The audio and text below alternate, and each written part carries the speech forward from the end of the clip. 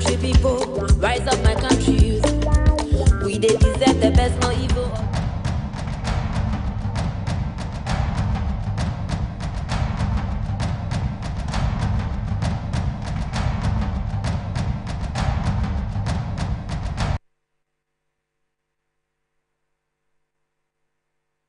Well, we encourage you to make sure that you start dialing now, *446#. You select option 2 to play Dewa 539 Chop Money. Win 20 times your stake with Direct 1, 40 times your stake with Direct 2, 400 times your stake with Direct 3. And then you pick from the ranges of the numbers 1 to 39. It becomes an easy win for you. And so I encourage you, you don't have to wait any longer. Dial *446#. Or you can also, just in case you have some, issues, or you want to get further and better particulars, as we say it, go to the website www.dewa-nla.com to play Dewa 539 Chop Money. Well, they also will have on the site numbers for you to seek some enquiries, just in case you want to undertake them. As I always do, we'll tell you, we'll put the flyer on the screen for you, and then you'll get to know the issues we want to discuss. First will be the Ghana National Association of Teachers now advocating a national dialogue to take a relook. So far as we've implemented the free senior high school policy at reviewing the program. And this one, it's not as if it's only a suggestion. They are saying that's the position of the biggest union. And there are over 280,000 members or teachers. And, well, I'm sure you go to the National Association of Graduate Teachers, you have that as well. And so the last bit we'll look at resolving the Boko crisis, because I can tell you, none of my friends, sometimes they'll call me. They'll call me and then you'll be hearing machine gun shots. It's very scary.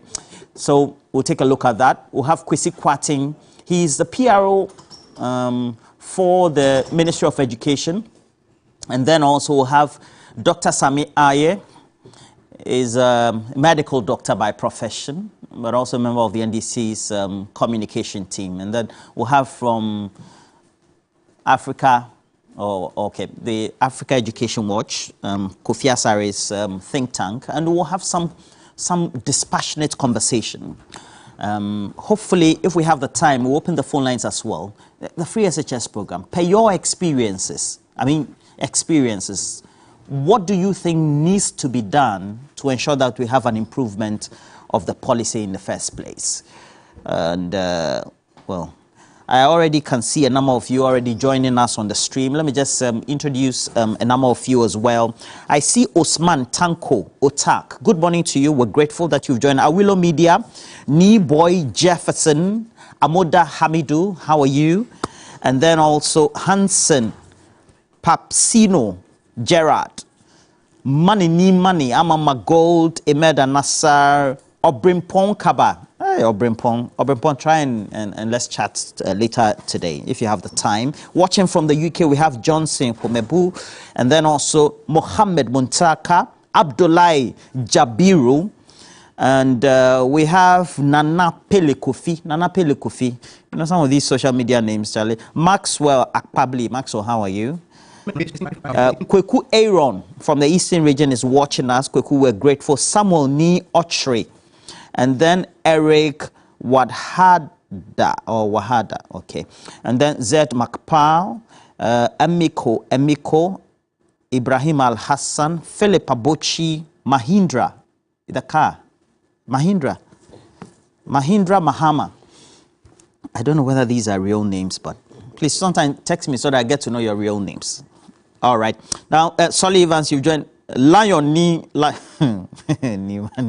All right. Please make sure you share the discussions as well. We'll open the phone lines at some point before we go to Boko so that you can share your experiences. Now, let's hear from the Ghana National Association of Teachers, what they've been saying, the concerns they have, and now the decision they've made. We need a national dialogue. But from those who are implementing, what are they saying? We have Thomas Musa in this story for you. The Free SHS program was introduced in September 2017 in fulfillment of a campaign promise. In the run-up to the 2012 and 2016 general elections, the NPP made Free SHS the flagship of its manifesto. However, inherent challenges, particularly in relation to supply food items, have left some critical stakeholders to call for its review to allow parents, corporate entities, parent-teacher associations, or student associations, among others, to contribute to it. Since its implementation, the government has spent 7.62 billion cedis on the program. The Ghana National Association of Teachers, NAT, has reiterated its call for a drastic review and overhaul of the program to ensure its smooth implementation. If you look at the 2019-2020 report, also tells us that 728,382 children ages 15 to 17 years who are supposed to be in SHS, they are not in school. This is the budget. This is not mine. This is the 2023 budget, with a promise that we are going to review it, and within 6 weeks we get it done. 8 months down the line, I have not seen a single review that has been done. Basic school capitation grant is in arrears for over 5 terms. How do you improve quality of teaching and learning? He said NAT will continue to advocate until government heeds to its call. And that when there is something and we are talking about it, they must stop and listen. You rise to Singapore. Why? Because Singapore is well developed. We were ahead of them some years ago, but today, look at where we are. We are with the IMF, and we've gone there 17 good times. It is about time that we take our destiny into our hands. And the only way we can do that is by always sitting down to discuss issues. And talking about that, somebody like John Pano, who is watching us from Chipro district, will be asking, Chreponi, and Kwesi Kwarteng will be asking, how are you going to respond to NAT? Because this is the biggest teacher association, and they are a key stakeholder alongside the teacher unions. And then also we have, of course, Dr. Ayer here. Doctor, good morning to you. Good morning, Roland. Okay. All the doctors are leaving the medical field to into politics. But I don't know the motivation. But you're still practicing? Yeah. Okay. Oh, so it's just a balance act. I mean, within the next 2 years, you will leave. You'll leave there. Join the likes of Omani Wamenko. Anyway, Okay. you are welcome. Okay. Prophet Kwesi, you are predicting that he will leave. But how do you respond to that as a ministry? Yeah, Roland, good morning to you and your viewers. Of course, let me take the opportunity to also say good morning to the people of Asante Achem North and my good people of Tomiabra. And my good friend, today is a special day for him, my brother Anafo. Let me say good morning to all of them. Yes, NAT have raised a concern, and I mean, clearly, if you look at the caption that you gave and that of even Daily Graphic and some sections of the media, it says that NAT is demanding for a national free SHS dialogue. It's not really in a bad taste, except to say that I want to find out if indeed at the level of NAT they even had such dialogue before even coming out with maybe a matter like this. Because You're saying NAT should have had a dialogue. Because it looks like this is just a one-man show where you are having the general secretary coming out with You're saying the whole association comes with this based on sentiments from they as teachers within the structure of implementation of free senior high school, and you say it's a one-mouthpiece. No, I am not position. saying that. I am not saying that. What I'm saying is that if NAT had indeed, first of all, done a dialogue at their level, they would have realized that this call probably would not even have come into being. Why am I saying that? If you look at the concerns that NAT raised, first of all, they said that government lacks the resources to make the running of the free SHS reasonably practicable. I mean, you and I are aware that education largely centered on access, quality, and relevance. And if you want to take all these variables and then juxtapose it or mark all of them with the indexes that NAT has set, you realize that if they had probably had a dialogue at their own level, discuss it, check all the indicators in the area of access, in the area of quality, in the area of relevance, I'm sure NAT, wouldn't probably be seeing this news. First of all, if you look at access, and Roland, if you permit me, let's probably even look at, for instance, the national SHS enrollment trend. I'm just going to, make some few comparison. As I speak with you, the free SHS policy has more than doubled enrollment. For instance, if you look at, let's say, the data... Doubled from where? Which year to which year? Let me even give you the 2015 figure. The 2015 figure, for instance, 2015 enrollment was around 269,000 649. As I speak to you, just last year, enrollment is 465,000. If you look at, you're saying 2015. No, I'm just giving you, I mean, a random figure. Because we grow, before we had the 2020 or 2021 census, we were growing at a population average of some 2.3, 2.5, and now it's 2.1. So definitely people will grow.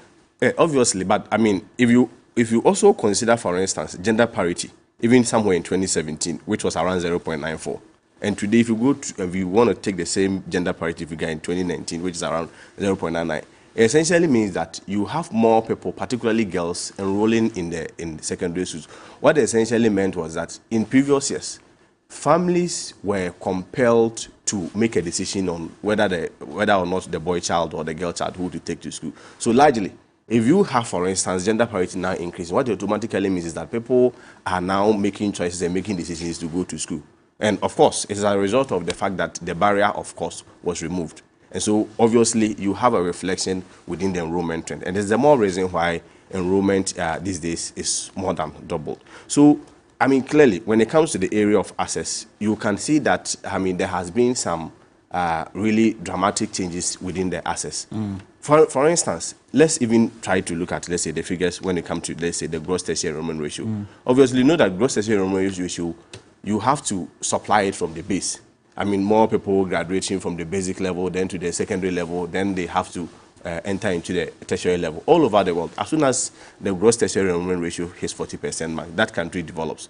If you want to juxtapose and have instances, you have countries like Singapore, 40% it develops, Botswana it develops, America 76% it develops, South Korea it develops. Just some few years ago, ours was 18.6. Today, it's 20%. What it essentially means is that we are opening the gate and the floodway for people to move not only from the basic school level, but also from the SHS to the tertiary level. So clearly, if NAT had probably looked at these variables and these indicators when it comes to access, maybe we may have been singing different chorus. And there's a more reason why I'm saying that if NAT themselves had, let's say, a dialogue within an internal dialogue, and access the parameters based on access, based on quality, based on relevance, you realize that maybe we probably wouldn't be here. Let's look at that component of, let's say, quality. It will interest you to know that if you look at the data in relation with the outcome of the free SHS, of course, I mean, reasonably, the benchmark has always been the WASSCE exams. And it will interest you to know that it's 2020, 2021, and 2022 that we have more than 50% of the candidates obtaining A1 to C6 in all core subjects. So what it essentially means is that Ghana has been able to defy gravity. And Roland, this is interesting for you to know. Ghana has defied what? Gravity. I'm saying this on the basis that if you look at all over the world, as soon as enrollment increases, quality reduces. But it is only in Ghana where we were able to defy the odds. And it is a more reason why I'm saying that the free SHS program was able to defy gravity. In the case that all over the world, as soon as enrollment increases, there will be pressure on infrastructure, there will be pressure on logistics, there will be pressure on teaching and learning materials. And so you are most likely to get a reduced quality. But in the case of Ghana, the reverse is, however, true or same here. And this is manifesting in the results. And this is manifesting in the results. Why? Because we were able to be proactive and institute what we call the double track. So at the same time, whilst you are giving opportunity for more people to enroll, by dividing the students into tracks, you are getting more people enrolled, but reducing class size. Whilst, I mean, at the same time, you take the opportunity to improve upon the existing facilities that you have for the infrastructure. That's from the perspective of the ministry. I mean, the data is clear. Okay. Because if you look at, for instance, in English language, for instance, if you look at 2015, you have 45.2% of students passing. In 2022, it's 60.39. Integrated science, you have 28.7% in 2015. In 2022, you are having 62.45.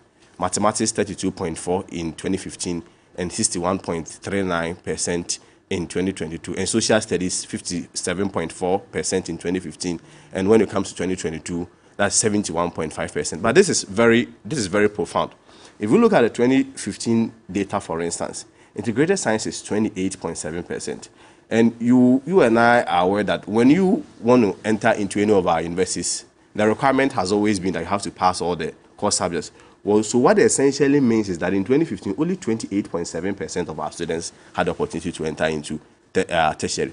And that is obviously going to have an impact and affect the gross tertiary enrollment ratio. What it means is that it's going to come down. And if it comes down, it means that we will be rather shying away from the 40% mark. And therefore, we are not going to develop. I've always insisted that when you talk about education, education is pivoted on access, quality, and relevance. So you may have the access, you may have the quality, but if you don't produce chunk of your people to go to the university, increasing the gross tertiary enrollment ratio and making sure that at the end of the day there is an impact on our socioeconomic transformation, then your education has a problem. It is even the more reason why that as I speak with you, you have the Minister for Education, Dr. Elsa Duchum, forwarding and spearheading this whole STEM agenda. Roland, you realize that our government promised free SHS, but at no point did we ever promise STEM. But today, STEM has been the chorus of the day. As I speak with you, 5 new model STEM schools have been operationalized. The other 5 will be operationalized hopefully within this placement system. We have about 20 science resource centers that are being constructed. And when we talk even about, for instance, the retooling of the existing science laboratories in our various schools, so it's also quite ongoing. So, if you look at all these parameters within the secondary school space in terms of access, do you know Africa Education Watch? I know EduWatch. Kofi Asare is group. Kofi Asare is not group. It's a think tank, and what they do basically is research and juxtaposing your figures you churn out with what the reality and then what the universality of funding is. Globally, we shouldn't be funding under 4% of our national budget. What they do say is that as a country, we don't fund education to meet what the benchmarks are universally. So what is he saying? It's under or it's education generally, especially across senior high schools, and being underfunded. No, I've read his research. I've read a lot of his arguments. I've been on even argues from the basic level. I've been on other many platforms with him, and it's rather reverse. His argument has always been that our focus is so much on the secondary education at the neglect of the basic school. That's his argument, and I've always laughed at that argument because you see, it's just how do you call it? A very simplistic argument. Simplistic on the basis that, for instance, you cannot take, let's say, SHS budget and then compare to that of basic schools, and by that basis saying that I will conclude that one part has been neglected. Why am I saying that? I am saying that on the basis that if you look at, for instance, funding of education, there exists different levels of funding education, and at every level has its own cost implications. If you come to, let's say, basic level, and you are constructing, let's say, 6-unit classroom block, you cannot compare such a cost to, let's say, construction of, 10 hostel facilities for secondary schools. So, clearly, that comparison, is... For the Ministry of Education, you don't buy that comparison. These are objective or realities. Yeah, these are based on qualitative evidence as well as information or data that is picked from the ground. Yeah, it depends on how you interpret your data. Okay, so the argument is, if basic level funding is not up to the optimum, it also means that the quality of students you have entering senior high school, even though you have them in bulk, also reduce, ultimately affecting the quality at senior high school level. No, it's very simplistic and unfounded. Because he says that even just making meaning of what the essential results are at the end of the year for senior high schools cannot be conclusive enough for you to make. Roland, I am saying that such comparison does not even come into play in the first place. And it's simplistic. And you see, the point is that you are unable to compare the two. Because at every level, you don't think there's a certain... I'm saying that at every level... Asymmetry or symbiotic... but he took the... that's why I said I've been on several platforms with him. He took the base figure and said that, let's say 100,000 is going into free SHS or secondary school education, 50,000 is going into secondary education. And for that matter, we are neglecting basic school education. And I'm saying that argument is simplistic and unfounded.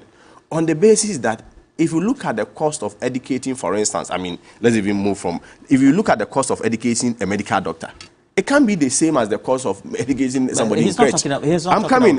It was just an example. If you look at the cost it's a wrong example. No, Kwesi. I'm coming. But at the end of the day, we are still talking about the same thing. If you look at the cost We're not talking about the same. We're talking about cost of money. Hold on. So to be fair to Kwesi, you, please compare like for like. No, so to be fair to you, I mean, this is a non-issue. So to be fair to you, compare training a science student in a secondary school and that of a KG student, which is more expensive. Compare providing infrastructure for secondary school students and that of, let's say, basic school students, which is more expensive.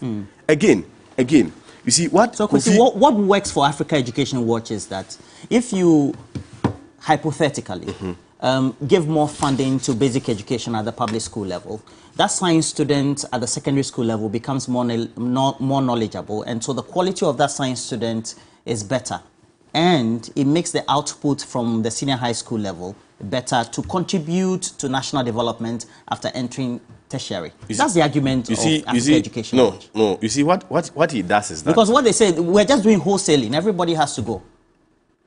But whose child do you think should be left behind? Nobody has said it.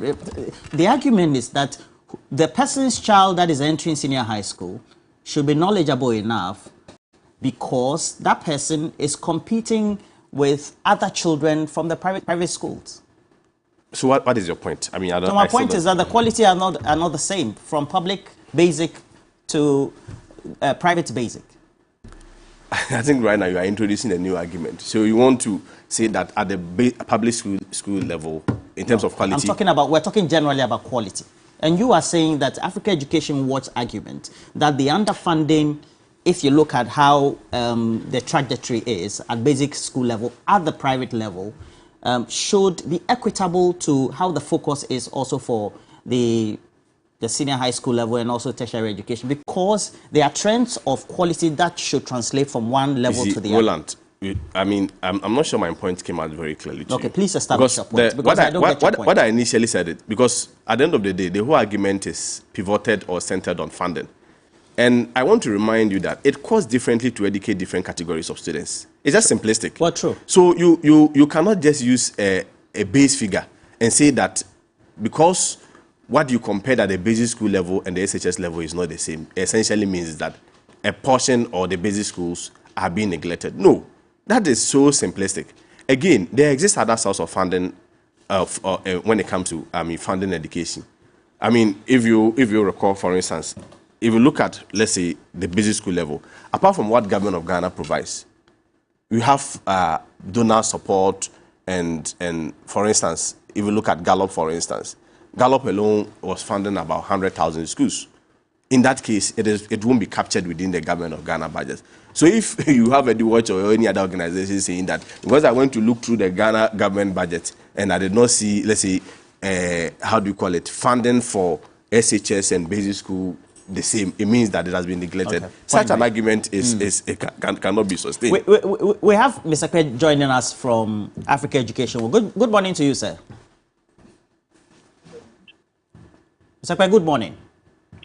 Good morning, Roland. Can you hear me? Yes. We're just having an argument right here, and Kwesi Kwarteng represents the Ministry of Education.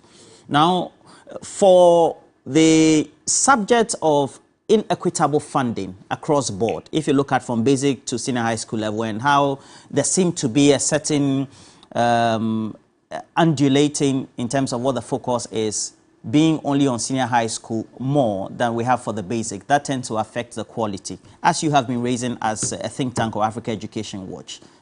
How justifiable is that? All right, thank you, Roland, and good morning to your viewers. Clearly so, at EduWatch, we, like several years old, have been making a call for review, and the recent one is by the Ghana National Association of Teachers. We've looked at the items they spelled out in their press as to what should be looked out in the review. And let me first of all state that if one of the major stakeholders in the implementation of the free high school policy, teachers, are saying that they need a review, I think we need to give that consideration. Why? Because, of course, they are one of the major stakeholders. They are the ones, or let me say, running the program. If the success of this program we need to talk about it. It comes back to the teachers, how it is run, the effectiveness. It's all about the teachers. And I know that in every policy cycle, review or evaluation is part of the cycle. And if you look at the Free Senior High School document, the monitoring and evaluation section, it also provides that for every 5 years, the policy will be reviewed if necessary. It's just okay that for the first 5 years, we have a major review, because even your own policies documents spell that you are given a space for review for every 5 years if there's the need be. And though you have added a clause that if there's the need be, it's just okay that the first 5 years, since that's the first phase of the implementation, you just carry out a review. And so if the stakeholder teachers are saying they need a review because there are some deficits that need to be addressed, it's just okay that government listens to them. I don't see why government is finding it difficult to have that engagement with them. They are the major stakeholders. But coming back to your point about issues of equity between basic education and the senior high school, the data is explicit. We are not saying that because funding to basic and senior high school is not equal, therefore there's lack of equity in that. No, it's not about equality. You can't give equal amount to secondary school education and then the same amount to basic education. We're looking at it from the dimension of how fund is decreasing at the end of basic education, and that of the senior high school continues to increase. Very simple. We can even take the last year budget and then this year budget. If you look at the budget for goods and services, where if you want to clearly analyze issues of how do I call it, quality in our education system, we need to look at the area of goods and services. And if you look at the goods and services budget line for basic education, last year, 2022, it was 292 million, and that decreased by about 40% to 167 million. While that of SHS increased from 2.3 billion to 2.7 billion. And that has been a trend. And when you look at it in percentage-wise, that represents that's 4% in terms of the goods and services budget. That represents that's 4% for basic education. And it decreased from 6% in 2022 to 4% in 2023.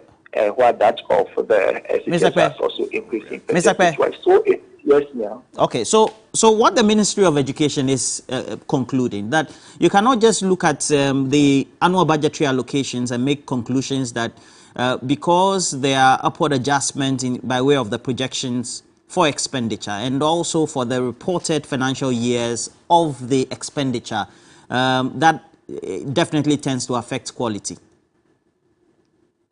That's not enough to assess costs?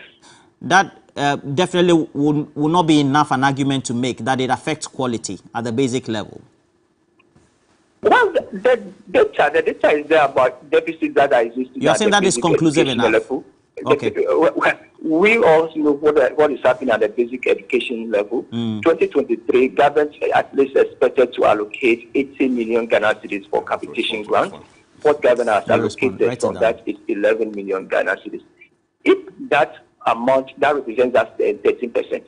What that means is that once the capitation grant is not available, schools at the basic education level cannot run effectively. If we are implementing free compulsory universal basic education, it is the capitation grant that gives blood to the free universal basic education. And if the money is not there, how will school run effectively for us to promote? Okay, Mr. Kpe, just hold it there. And where do we get the counter argument from you as well? Because at the end of the day, you listen to Africa Education Watch. The ministry also says that we've seen so much improvement in enrollment. The point of the argument from where you be coming from with what? First of all, let me say good morning to our viewers. Good morning to my senior brother, Kwesi Kwarteng, and good morning to yourself.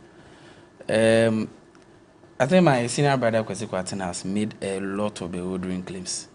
Bewildering? Yes. And it's very, very surprising because you see what he says are not borne out by the facts.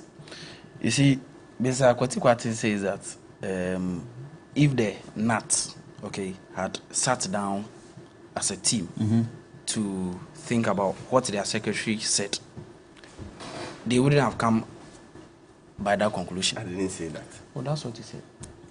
Please go ahead, make your point. He said he didn't make that. Please go ahead. No, we all heard him. He said I can correct myself. Please.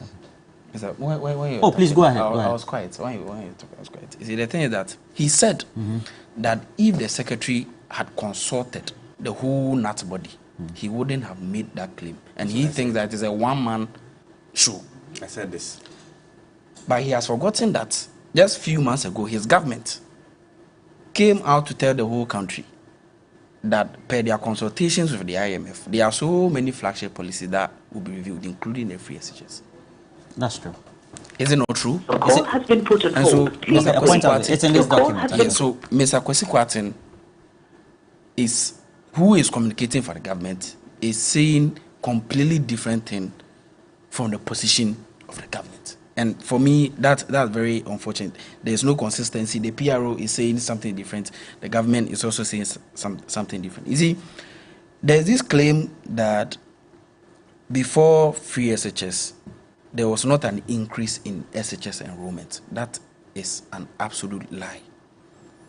Because before the MPP came into power, enrollment into secondary schools have always been increasing. Indeed, under the NDC, it's increased at an average of 35, 40, 50%. I think Where are you getting this fact from? But he says the quantum. It is only a function of population growth. It's only a function. But you see, No, for the percentage doesn't purposes... work like that.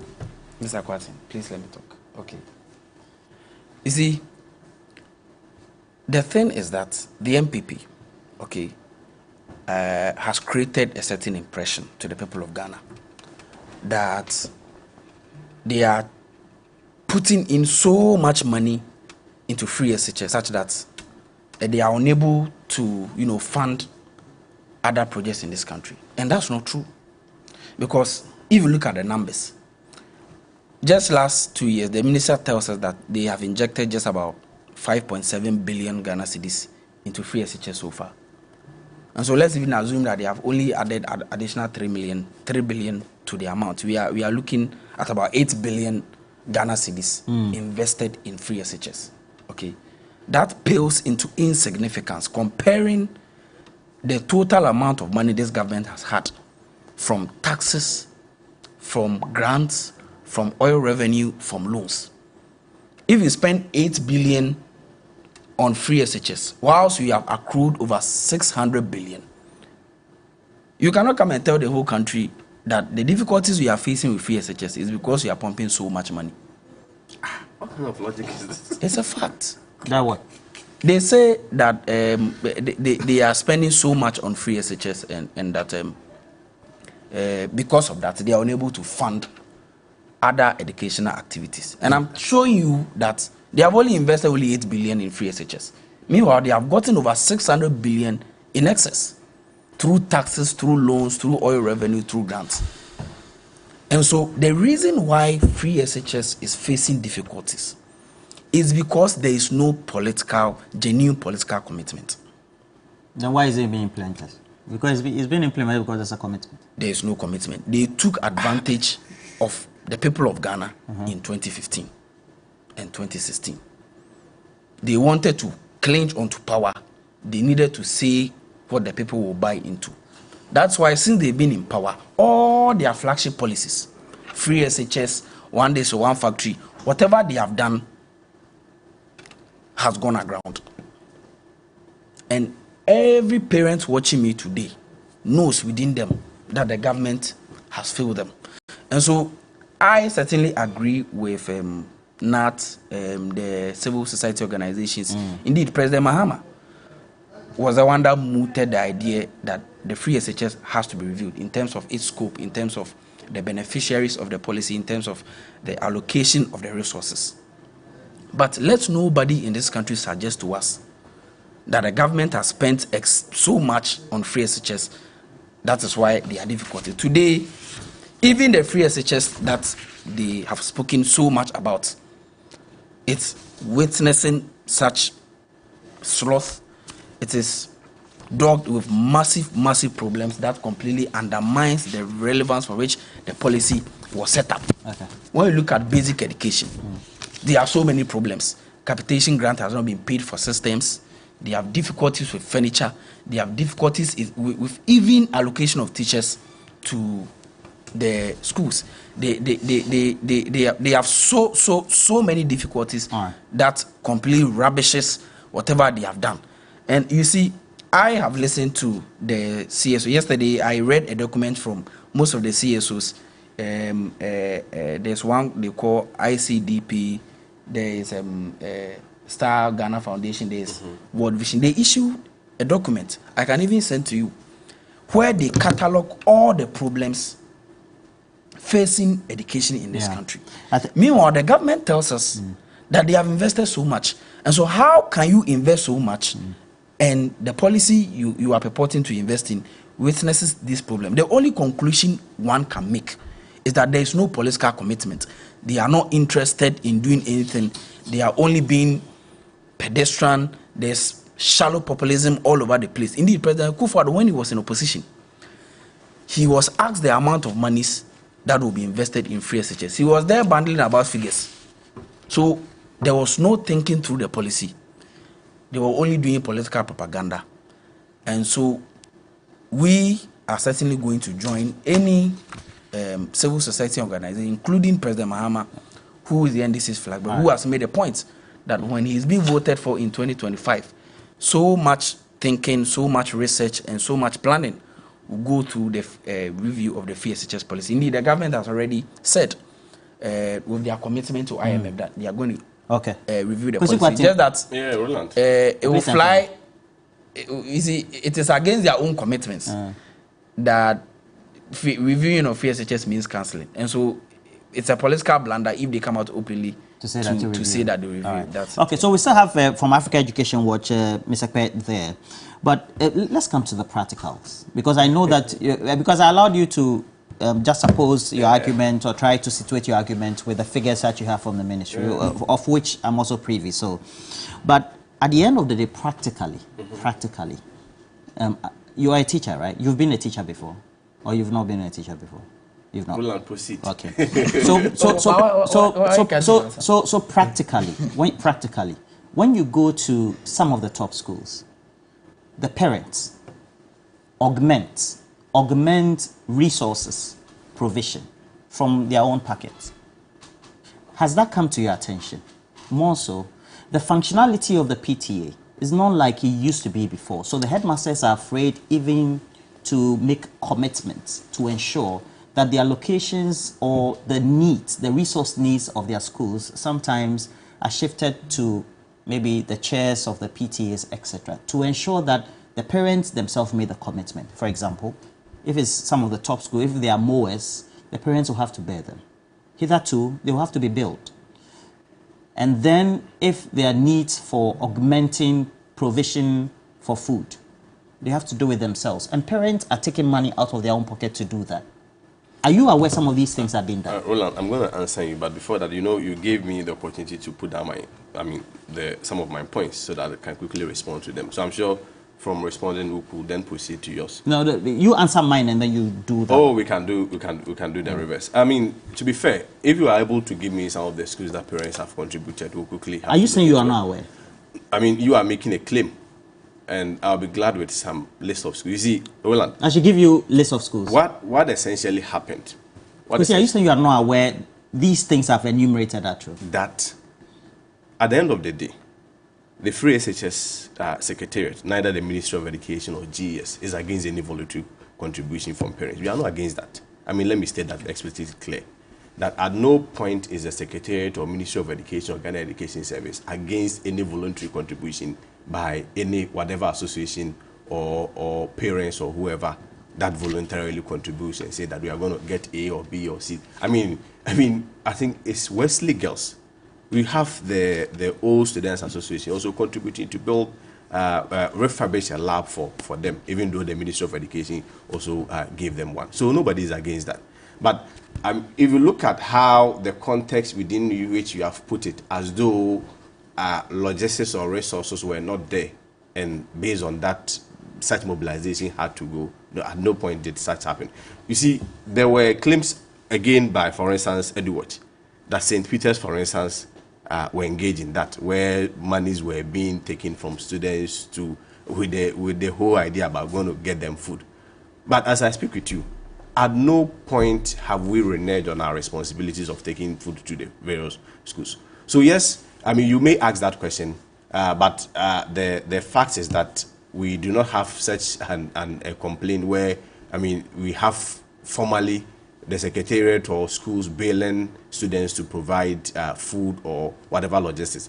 But I mean, the balance is that the secretariat or the Free SHS secretariat or the Ministry of Education, we are not against any voluntary contribution from whatsoever. But at every point, government's commitment in terms of provision of foods, in terms of providing whatever resources, being it textbooks, being it, how do you call it, examination fees, paying monies to buffer stock to be able to make sure that they provide resources, the needed resources for the schools. At every point, government has been going on with such commitment.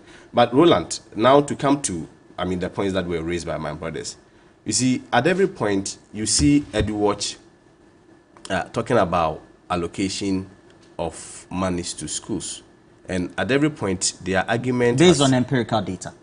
Yes, and I'm not deviating from that data, but I just want to remind them that, you see, to have a very holistic and fair conversation, it is rather more good to rely on percentage of expenditure than percentage of allocation when you are making any, I mean, analysis. Why am I saying that? The point is that I can allocate 1,000 Ghana cedis to you, but in the budget, but end up spending, let's say, 1 cedi. I can also allocate 5 cedis to you and end up spending the whole 5 cedis. So I have always reminded them, but I don't know why they are not, I mean, taking that free consultation. At every point, if you want to look at government's commitment to the free SHS program and even to basic schools, because I think at any point, as soon as they bring issues of free SHS, you react, you give the facts, then they quickly switch to basic school. But at every point, if you want to measure government's commitment in education whatsoever, whether the level of basic, whether the level of SHS, or even at the university, you have to measure that commitment with the percentage expenditure, not that of allocation. Because allocation, you can actually allocate more whilst end up spending less. Again, I mean, just a quick one on what my brother said. But I understand him. I mean, he's a medical doctor. He doesn't have educational background. He didn't go to senior high school. Come again? He didn't go to senior high school. Is that what you're saying? Per your logic, we should have brought SHS students to come and speak. He's speaking in the capacity. That's not my logic. No, you say that logic. he doesn't have the background. Or you are saying are you saying that he's not an educationist? So if you had allowed me to land, probably you would have. Please land, because the way you took off, it's a wrong takeoff. Please land. No, I think that is prejudicial to the point that I'm going to make, and I feel it's not right. You should have just allowed me to land. Probably after that, you could give your comments. And just a reminder, you are just the host, not to mark what we say. So at the end of the day, what I'm saying is that he is just a communicator who is representing the NDC. I felt they would have brought somebody who has more knowledge in education. Because see, you made a wild claim that in NDC's time, enrollment was going up. Just let me remind you of the figures. In 2015, in NDC's time, enrollment was 269,000. 649. In 2022, it's 465,000. I want you to give me an instance. I am coming from the Ministry of Education. You came here with no data, with no facts, and you sit here and quote enrollment at your time was increasing let me land. It was increasing 30%, 40%, 50%. You mentioned 3 different percentages. Which is which? Again, let me land. I mean, I'm on the floor. I've also been able to demonstrate to you that when it comes to, for instance, even moving beyond enrollment and looking at, let's say, quality, I'm just going to give you the aggregate passes in WASSCE in core subjects.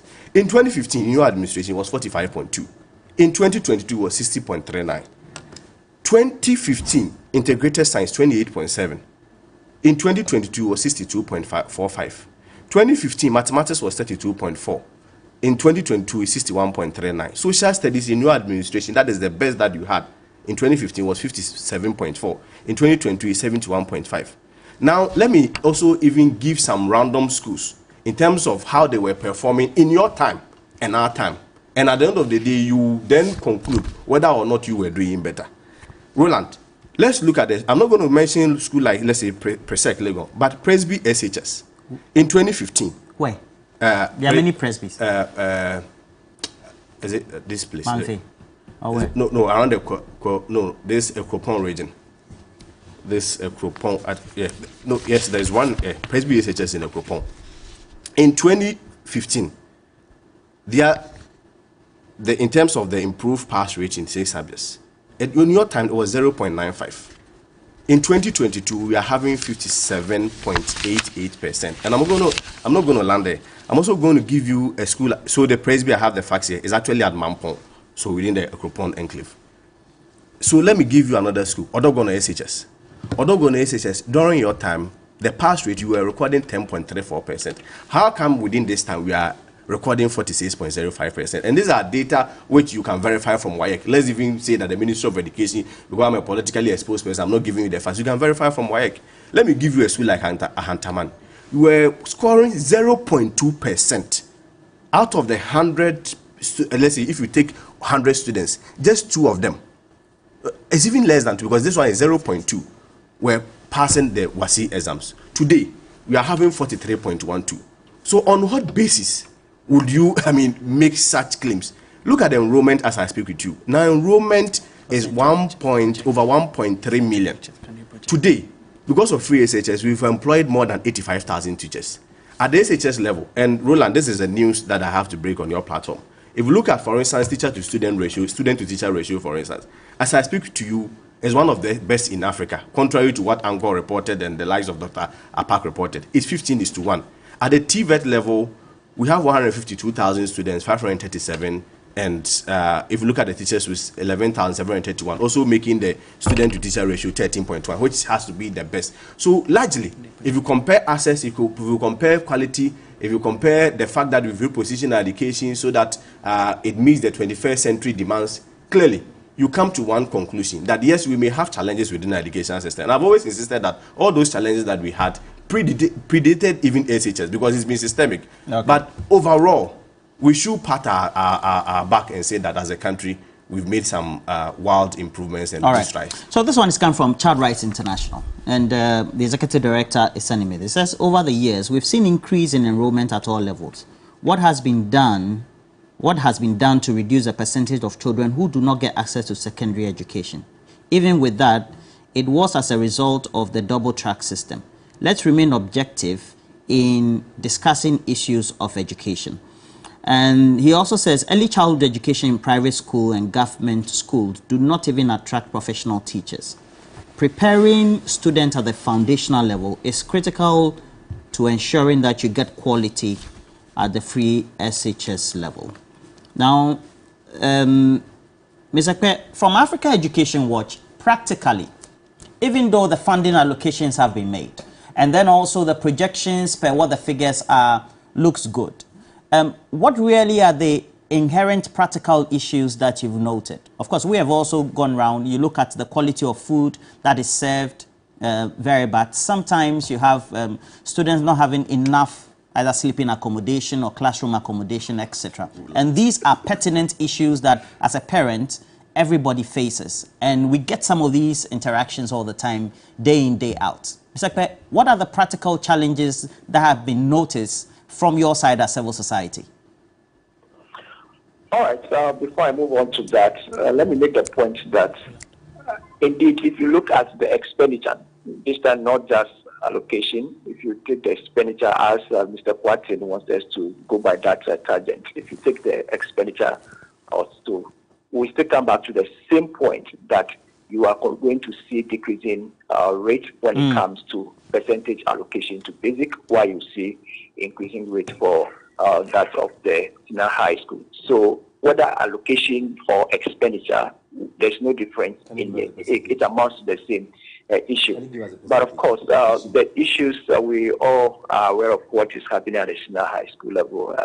That you have to report in to us every day when it comes to food issues, when it comes to issue of furniture. But I must admit, on the part of furniture, government is doing. I don't want to use quite well. It's doing well to expand access over the last 6 to 7 years. Government has been on issue of infrastructure. And that is why we see much of the Get Fund allocation to senior high school, to the point that we even have to see Get Fund being securitized to be able to get loan to be able to address the infrastructure challenge at that level. So government gave us 5 to 7 years to be able to address the infrastructure deficits at that level, so that we can get back to the usual calendar of single track. I'm very positive that about 1 to 2 years that government has to deliver that promise. I'm very positive that we'll be able to get there because of the infrastructure expansion that have been ongoing. So yes, we still have pocket of issues when it comes to infrastructure, but I must admit that work continues to be done on that. And as I mentioned, we also are aware that government has been in debt to food suppliers and also in debt to the uniform supplier. So there remains quite pocket of issues that needs to be addressed, and not that have spelled them out in their presser. For me, I don't want us to go to the specific. What the major stakeholders are asking for is a review.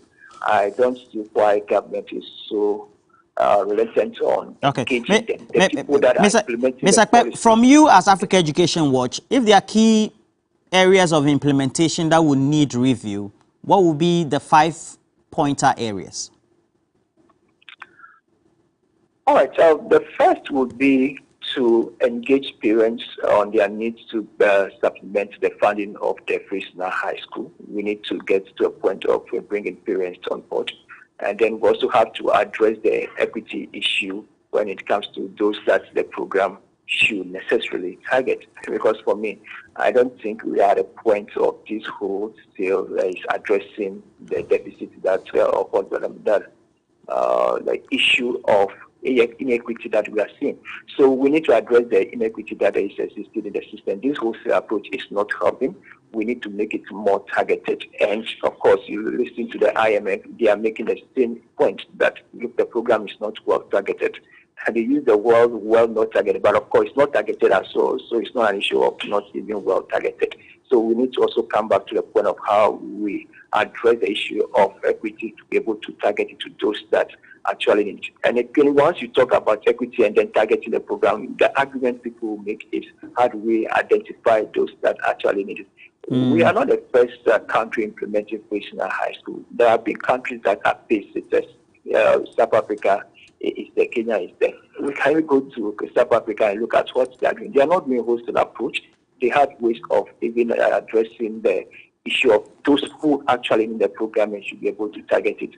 And even government, if you look at the free SHS policy, you read through the policy and get to the point of equity that government is talking about. Government is able to tell us that when we take every 100 pupils that enroll at KG, you will not be able to see 20% of those that are from the poorest quintile entering SHS. That means even government has a fair idea of those that actually are not progressing to SHS because of poverty. So even the policy document gives these are the people who draw, the pupils that tend to drop, by the way, right?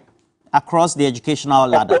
Of course, but then also transition from the GSS 3 to Mr. Akpe, so far, if Africa Education would have to rate the implementation so far of free senior high school as a policy from 0 to 10, what will it be?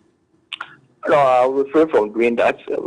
Thank you for refraining. Thank you very much, Mr. Akpe, for giving us this update. As far as this is concerned, it also means that we have to get to the nitty-gritties as far as this is related. So I have this from a teacher, and I know you don't like the practical question, so this is a practical question.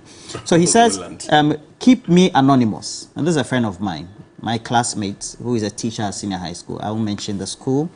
Says, for example, in my school, teacher-to-student ratio is 1 to... I'm really suffering... Okay, for example, in my school, I'm really suffering as my department. We are only 5 teachers handling over 1,000 students for both core mathematics and elective mathematics.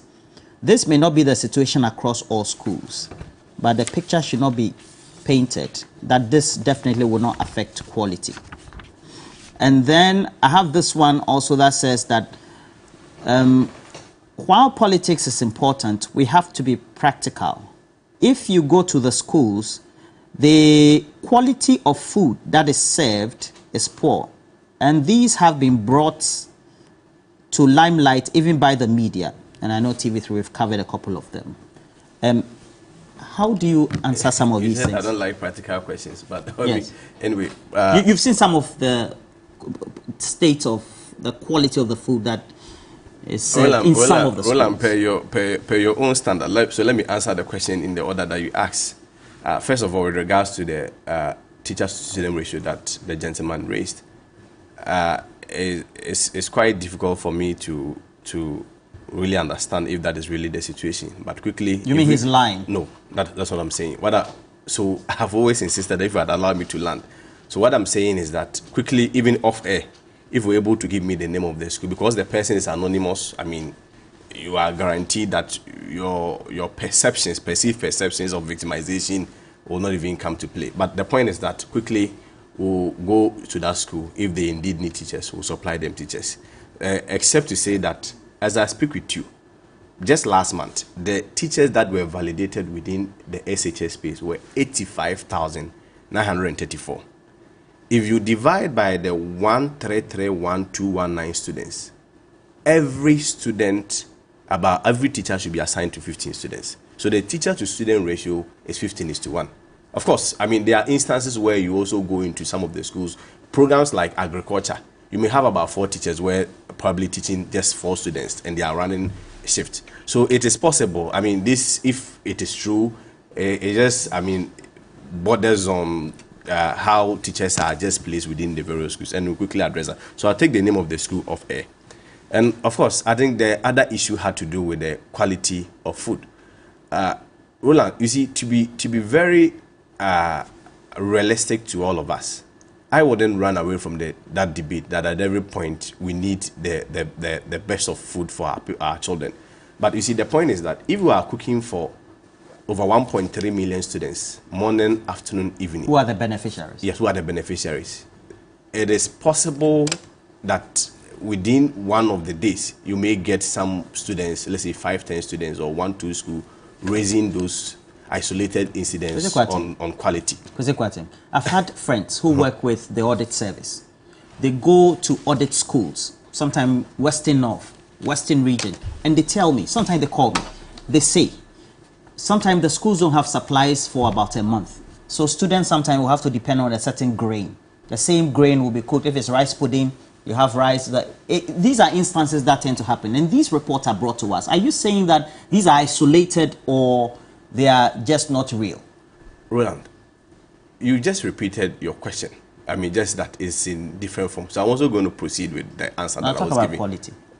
So you are still on quality, or have you changed to quantity? It's still the same. Okay. So you see, buffer stock supplies food to students. I mean, they have the responsibility, officially charged to do the food distribution. Within what they do, they are supposed to supply about 15 food items. Within those 15 food items, I mean, there is a possibility that you may have a school having, let's say, 13 food items, which 2, I mean, that the school at the end of the day have not really taken delivery of. Those instances could be there due to transportation challenges, due to storage challenges, due to logistical challenges. But quickly, when we get the news of such, or we hear such formal complaint, we just direct buffer stock and whatever institution that need that food item is sent. You see, we are not running a system which, I mean, we have the human interface. Let's admit, we have the human interface. So you may have some 1 or 2 lapses, but our duty as the ministry is that when those challenges come, we quickly go in, intervene and resolve it. So the assurance I'm giving you is that if you have any school where there is such challenge, just let me know, whether on air or off air. We will quickly direct and get that whatever situation resolved. All right. Okay, so we just have some small time. So once you add this, for example, plenty time. I have to give you have to give me plenty okay. time. So I have this one who says that I'm a teacher in a school in the Eastern region. The percentage pass the ministry spokesperson is saying is not the reality on the ground. Headmasters are forced to make the program look good by solving questions for students during or periods prior to exam. I'm a teacher and I know what I'm talking about. Questions are brought for teachers to solve with the students and distribute among students prior to the period where they write the mock, and most of the students are not willing to even enter university because they know they are not worth it in relation to how quality they are in knowledge. Which school is that? What has he done about it? He says anonymous. And he just stayed there. And this only happened during the first time. No, he's talking about the way students are prepared. Roland, that we solve questions for them. Please. I think he's talking about Pascal. As a good teacher, you should repair to, how do you call it? Roland. Inform officials that such compromise is going on so that we take steps. Please speak to Senior Kwesi to allow me flow. Because when he was talking, I didn't talk. Okay. So I'm about to speak. You see, I'm happy that these concerns are coming from those on the ground. Okay, they know what is going on. So I won't sit here and actually delve deep or contribute to what they are saying. It has to be organic. They know what is worrying them, and they are the best people to talk about it. But you see, my brother Kwesi has engaged in a lot of intellectual dishonesty on this page. Jeez. He says that they have increased enrollment from 200,000 to 400,000 in just 1 year. But he failed to tell us the increment before that 200,000. Not 1 year. That'll be up to 2020. No, I compared 2015 to 2020. Just a random comparison. I didn't say 1 year. Why do you do that though? Why don't you do from 2020? No, because 2015 they were in power. The population is increasing. No, I'm saying that in 2015 they were in power. I just gave you those figures. So the point is that he claims to have a lot of knowledge as far as the education sector is concerned. I worked there. But he has even failed to know that his government was the one that actually first made the commitment that they will review free SHS. But you see, the issue is that Kwesi here is undermining the concerns raised. We all went to SHS. When we were in school, we were fed morning, afternoon, evening. There was no point where the sort of food that is being given to children now were given at our time. I sent you a picture. I don't know whether your producer can project it. A picture of one of the... In Nandom Secondary last week. Oliver, please, you want to see the picture? Yes, I want our viewers to see the picture of the food that was served to Nandom Secondary School students just a week ago. The students had demonstrated that they were not going to go to class again because of the poor state of food that was being given to them. So if you sit here and tell us that because food distribution from buffer stock has gone wrong in some isolated situation, that is why what is happening now is happening. You are not being fair to the people. All those videos that have been circulated on social media, okay, about the poor or the sorry state of food that has been given to students are not or cannot be deemed as isolated situation. It is a genuine problem. Okay, and so we need to humble ourselves. We need to be candid enough. We need to be welcoming to the concerns raised by the technocrats on the ground, civil society organizations, and we the political actors. Look at this food. Okay, how can you give this food to secondary school children? Which school is this that? raw rice. Rice and some water. Random. Okay, next picture. Please project the second one. Where did you get the picture? Your people sent it to you. My people. Roland, so I'm also going to share pictures with you where the minister was in school. Roland, look. That rice is what. And this soup. Is it water or a soup? How can you feed innocent children with this food? And when people raise concerns, He said which school is that? Nandom Secondary. Very well. It happened last week. The students have even demonstrated about the poor food that has been given to them. And so when people raise concerns about it, it is not up to you, Kwesi Kwarteng, PRO for Education Ministry, to come and undermine the concerns and think that it is those of us in opposition who are making the claim. These are genuine concerns. There have been situations where students, you have taken over 7 years to end double track. Just go and organizing contractors to buy sand and cement and chippings to build dormitories and secondary schools. You have taken over 7 years to do, but you are comparing yourself to a government that solved a major power crisis. You see, so these people are, one, incompetent, two, they have no commitment, they are only engaged in shallow populism, and that the issue worrying education in this country is as a result of their sheer ineptitude. And so we will obviously support any, effort for dialogue to reform. to reform. Like they have made a commitment to the IMF. Okay. Teachers are having difficulty. No, I want to respond to the food first. He showed it, except to say I've also sent you. You sent me another one. I've sent you a picture. I hope that one is also projected. So that have you sent it? Yeah, I've sent to you. It demonstrates the impartiality of the media. But you see, the point is it the media? Can I? You brought this whole thing about when you are talking, people should interfere. Okay. Roland. Oliver, I've sent another one. Roland. Which school is this? Islamic SHS Kumasi. Okay. The Minister of Education went there. Roland, what I'm saying is that, first of all, if indeed that is the state of food in Namdom SHS, as is alleged, where we just this is Islamic school. Yes. When the minister went there, that's when the minister went there. Are you saying that when the minister goes there, they prepare nice food? Yes. Oh, but that's it. That's it. He sent us this. Okay. I mean, it's not something that I'm willing to engage. Please comment on because this. I mean, conclude your comments as well. No, what I'm saying is that we just saw a picture of a bowl supposedly coming from Nandom. Even, I mean, for the purpose of this discussion, let's even admit that that is the case and it's indeed coming from Nandom.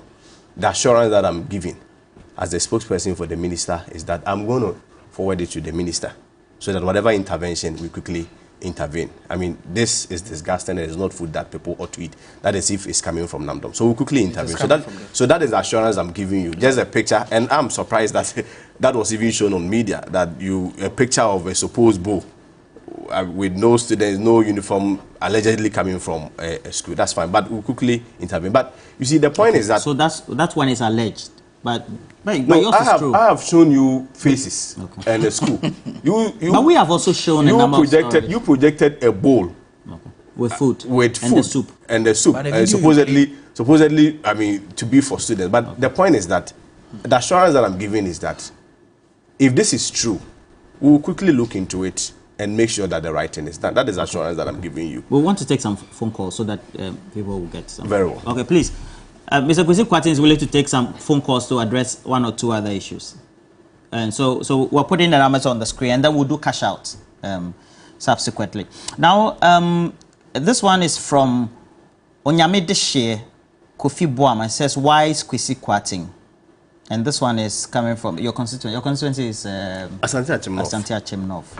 Onyamedeshe, thank you for the message. Is it testing for Asante Achim North? Yeah, he says that's what he posted. Oh, then my people that too. And then Obrimpong Kabat. That food was specially given to the student on the day the minister went there, just as party contractors quickly tried to make rules when the president is visiting some areas. It's simple. So to make it easy, Roland, don't take claims from any of us. Take your media people. Don't let us be lazy and rely on. Are you saying we're lazy? No. Or you're not addressing us? No. I'm making a general statement that at the end of the day, none of us should be lazy. Okay. We should quickly take the media. Please, we're taking two phone calls. Do we have them? Walk into the school and verify for ourselves. It is not for he to make claims for me to counter. Yeah. You can do that work. Go take the pictures and report. But I'm saying that, do you genuinely think that from Monday till Friday, students are not being served, students are not eating, and it's not raising national security concern in this country? Come on. Okay. Wee Boniface says that, please tell Mr. Kwarteng that my former school in my home district, Lambusie, precisely Pina Senior High School, 3 weeks ago ran out of food, and students were asked to bring a bowl of maize each to enable the school to run. It says that draws attention. So Lambusie. Which school is that? Lambusie. I've just sent to the buffer stock to verify, and if it's valid, they should quickly go there. Okay. Hello, you're calling from Kwewu. Good morning to you. You send more. Hello. Hello. Good morning. Yeah, you're calling from Kwewu. Good morning. Yes, Roland. I'm calling from Kwewu. Okay. Please talk to me directly, and then lower the volume of your set, whether it's your TV. I'm not near my set. Okay, please, if you have any contribution to make on our discussion. Yes, please, I do. Yeah, I'm calling from Kwewu, in the Eastern region to be precise. Yeah, please, about the food, the food given to our children at school, I do have the same problem. My ward is in Obo Crest. It's one of the secondary schools in Korea. Roland, I bet you, the other time I went there on Sunday, and my God, the food that my daughter was being served with. What food was it? It was, what do you call it? It was just rice and what do you call it? Abenquine. Rice and abe. Maybe what You didn't like the rice and abe or what? What exactly was wrong with the food? The rice was just mad. The soup, I don't know whether it's water or just it's water, then they just pour the palm oil on it. Gas oil. It's called gas oil. From that time till now, every weekend when I go there, I take banku, fish, and definitely she already have the chicken and stuff. And I also give her money to be buying outside food because this food, even I don't know, I don't trust if the president will take such a food. So please.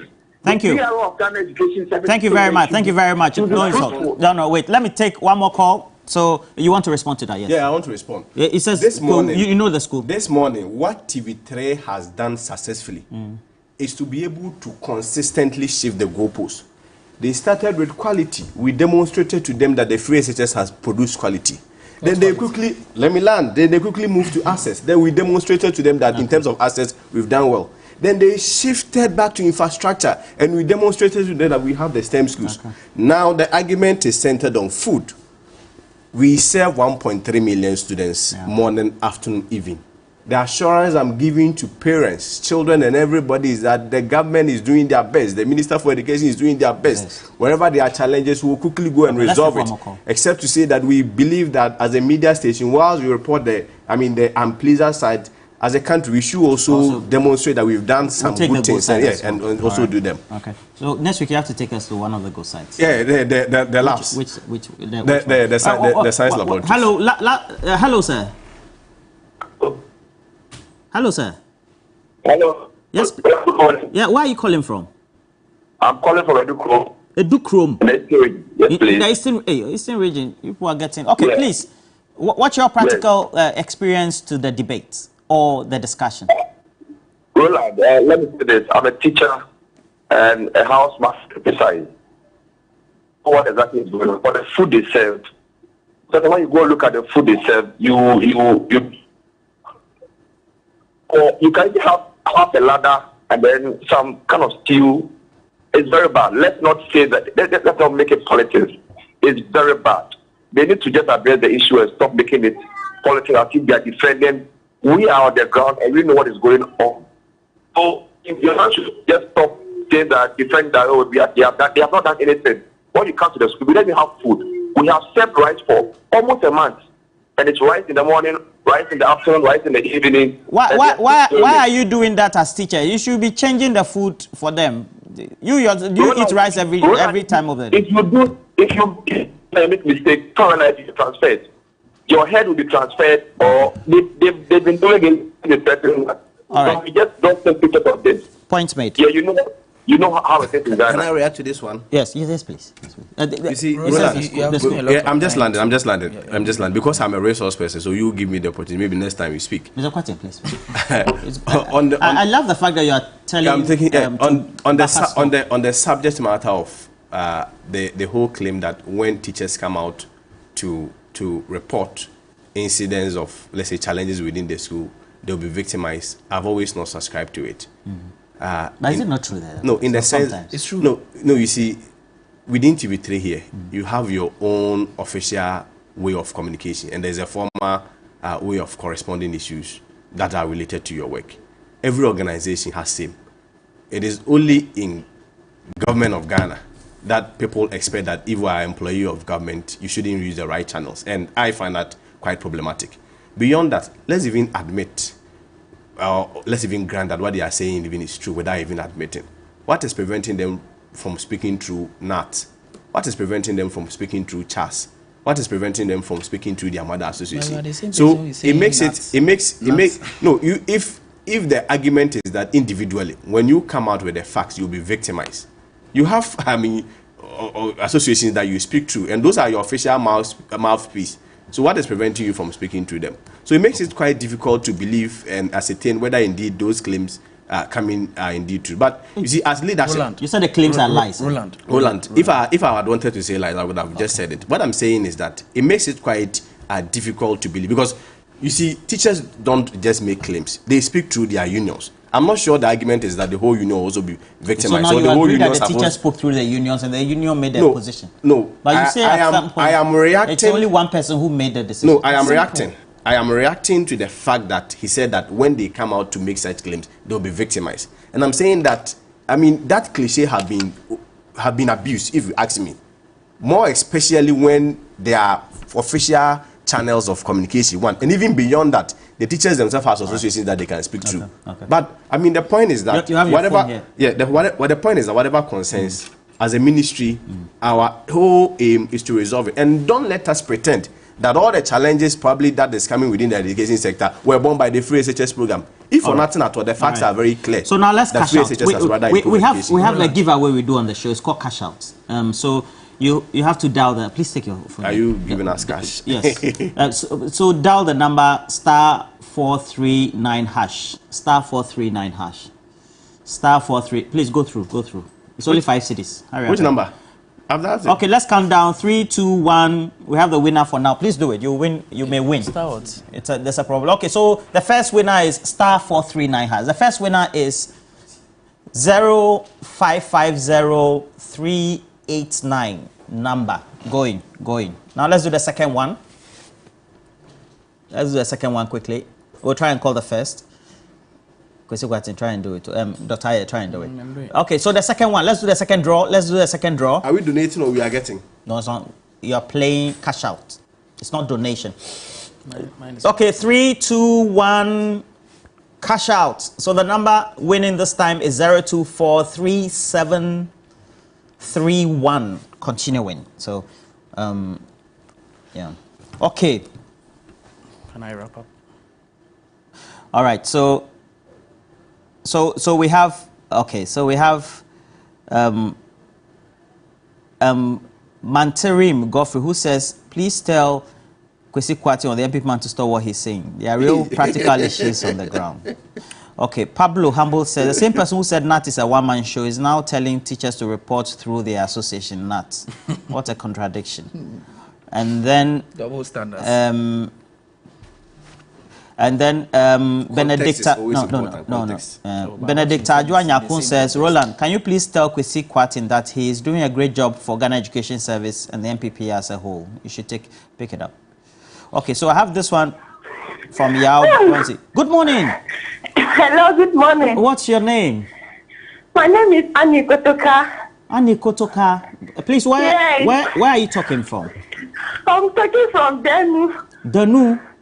Yes, I'm very excited. Oh, you are the proud winner of our cash out draw for this morning. How much did you win, Annie? How much did you win? 1,000.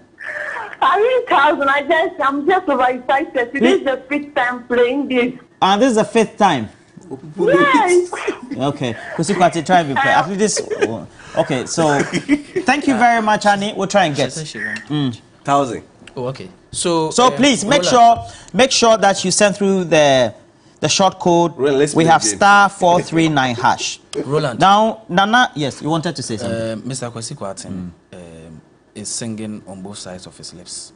In one breath, he is saying that the teachers should channel their concerns to the appropriate bodies, situate it in the proper context, and also situate in a proper context. But the same NAT has spoken, and Kwesi Kwarteng is saying that they don't know what they are talking about. Whatever they have said, if they are told to it well, they wouldn't have made those points. And I think it's very insulting because NAT is a professional body that is made up of actually the highest 280,000. They are the receiving end of whatever bad policy that this MPP government implements. And so when they come out to churn out their concerns, it is important that Kwesi Kwarteng remains humble.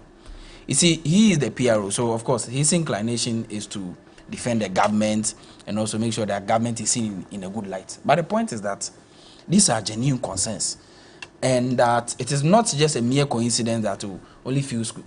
These are serious issues that bother most schools, threatening the stability and of students. Yeah, thank you. Now, hello, good morning. Hello, good morning. Good morning, sir. Yes, please. Please, have you gotten a text message that says that your mobile money account has been credited. We're at TV3 New Day. Yes. How much do you have, sir?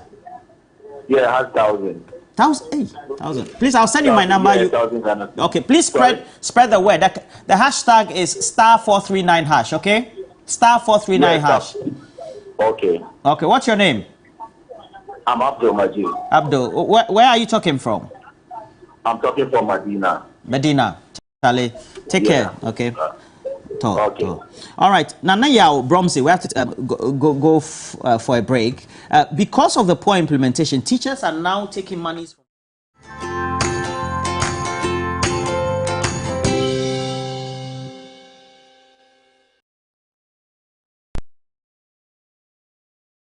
Jackpot of the week. Place bets and hit the jackpot.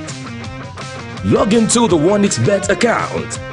Click on the Take Part button, place bet, and take part in the jackpot draw. Give your luck a chance. Use promo code to get a bonus on your first deposit. This advertisement has been vetted and approved by the Gaming Commission of Ghana. Bet responsibly, not for persons below 18 years. Gambling can be addictive. You know the now. You are living the now. You feel secure in the now. But what about tomorrow?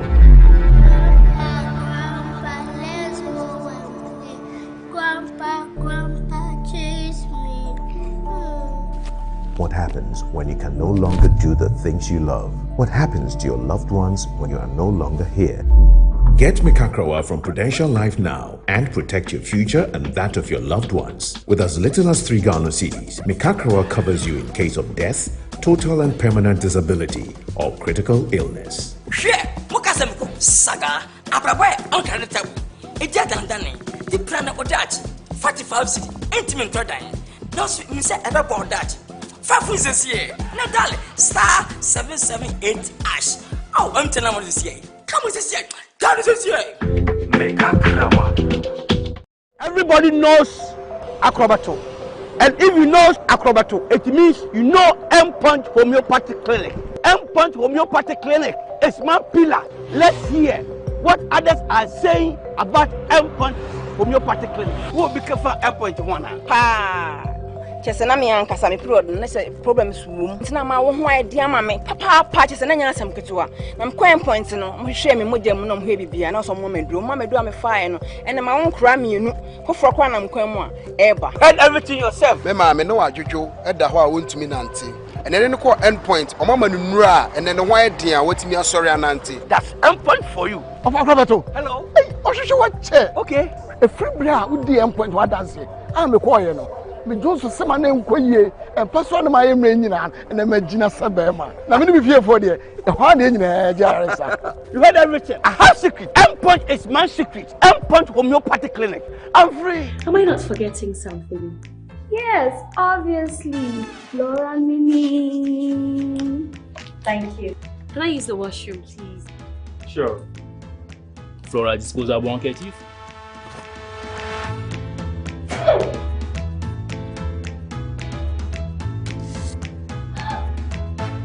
You obviously aren't using Flora tissues, my dear, because the Flora tissues, they are soft and easy on the skin and they leave no particles. Are you okay? Do you want to use the washroom? Yes. Okay.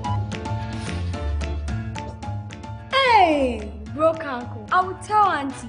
Fachemi, I just love how it feels.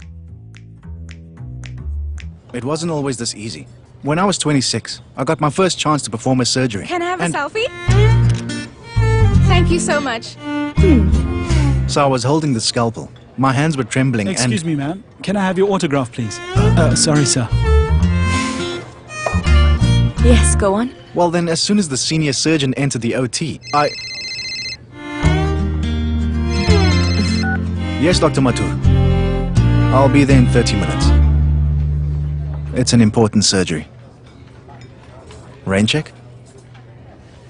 Sure. They are in love, but will they be able to adjust? Eternal Love shows Tuesdays to Fridays at 6 p.m. only on TV3. Brought to you by Out Multi-Purpose Insecticide Spray and Quell. Are you ready to win solid cash every day with Cash Out? Be a proud winner of lots of cash simply by watching or listening to any of Media General stations. That's right, you are being rewarded for your loyalty. Tune in to all Media General brands. TV3, 3FM 92.7, Onia TV, Onia FM 95.1, all in Accra, Akuma FM 87.9 in Kumasi, and Connect FM 97.1 in Takoradi. To enter the Cash Out raffle on your favorite Media General station, just dial *439#. Follow the prompt and pick your favorite platform to enter. Voila! You are now eligible to become one of the 10 lucky winners of a cool cash prize. Remember, this is every day, all day on your favorite Media General station. Cash out and win big! This is in partnership with Radio Entertainment Limited. This promo is regulated by the National Lottery Authority on the Caritas Lottery platform. Terms and conditions apply. The old narrative of a woman only belonging to the kitchen is long gone. In today's world, a woman can be anywhere she decides to be, whether in the kitchen cooking or in offices where corporate decisions are made. In fact, anywhere and everywhere, women can choose to do anything they want to stand out. Beneath all the makeup and beautiful clothes are women who have lived through it all. We literally live the expression, turning lemons thrown at us into lemonades. Thank you, everyone. The journey to being a great, successful woman is not easy. And on these brand new episodes of Today's Woman, I'll bring you women from all walks of life who will share their stories with you, inspire you, uplift you, and let